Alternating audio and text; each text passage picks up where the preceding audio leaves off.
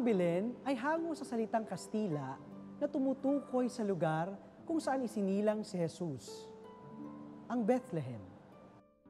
Isinasalarawan ng Belen ang tagpo ng unang Pasko ng pagsilang. Ayon sa pinagsanib na kwento ng Ebanghelyo ni San Mateo at San Lucas.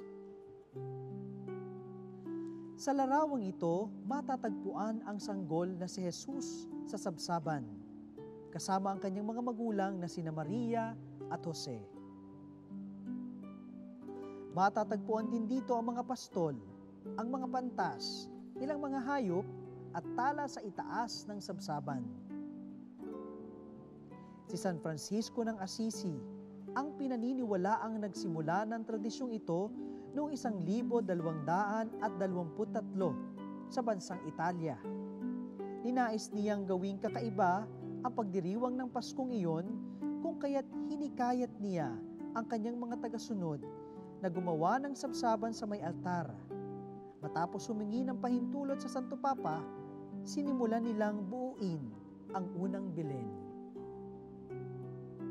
Ang tagpo ng Belen ay nagpapaalala sa atin na ang Diyos ay piniling isilang sa kahirapan.